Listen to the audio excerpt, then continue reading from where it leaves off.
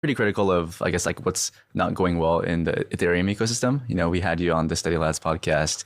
That kind of, started this whole discussion, and then finally Vitalik was willing to meet some of us to at least talk about DeFi. So obviously we met him yesterday.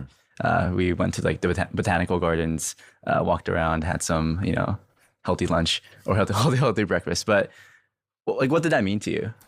It meant a lot, and I think I love Vitalik, right? Like he's an incredible person, but I'm not the type of person who will give someone a pass, right? Like if you're doing the wrong thing, even if 90% of what you're doing is right, if you're doing something that's 10% wrong, I'm going to call it out, right? And I think that the thing that Vitalik has just absolutely fucked up completely over the last 6 years is not engaging with DeFi founders, right? And I get his reasoning. I get that he's like, DeFi will be fine, right? And he's right. Like he was right. DeFi didn't need Vitalik's help, right? None of the DeFi founders needed Vitalik's help, but just because you don't need something doesn't mean that you don't want it. And I think that lack of support that the EF and Vitalik gave to DeFi founders is personally painful, right? Like, why does Vitalik not care about what I'm building? Why does he care about some weird, nonsensical, messaging platform, right? And I'm building like, this lending platform that has 20 bill of TVL, right? If I'm standing, I'm like, what am I doing wrong here? Like, why am I not getting, any credit for this? And I think that has been and again, you're talking about people who are founders who have chips on their shoulder, right? Like, they have something to prove, and it's like, okay, but like Vitalik doesn't care about what I'm doing. The guy who built the chain that has enabled me to do this thinks that what I'm doing is dumb.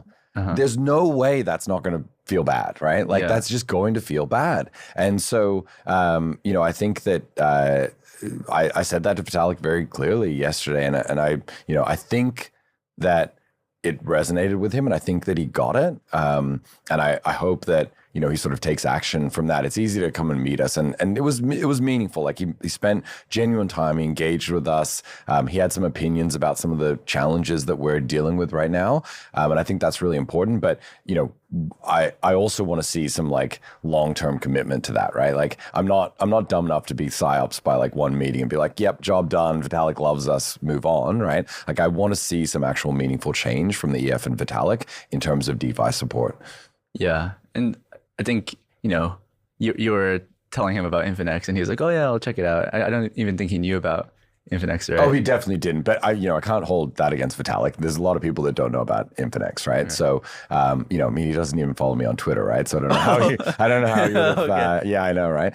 So I don't even know how he would have heard of it necessarily. But and like, okay, fine, Infinex. Like, I hope that he's heard that like Aave's going to Solana. He heard yesterday because I said it, right? And there was a moment where I think he was a little bit like, okay, like, you're losing the hearts and minds here, right? I was at ECC and Raj made time to like catch up with me and talk to me about Infinex and understand it and ask some questions. And they have a very different mindset. They're not trying to support the things that would otherwise die, right, on Solana. And I think also they have the luxury of not worrying about that because Ethereum does that, right? The maximally decentralized, crazy moonshot theoretical things, Ethereum is supporting that. The Ethereum community supports it. And so Solana has the ability of just focusing on go-to-market and consumer use cases and all of these things. And that's a huge advantage to not have to worry about that other stuff.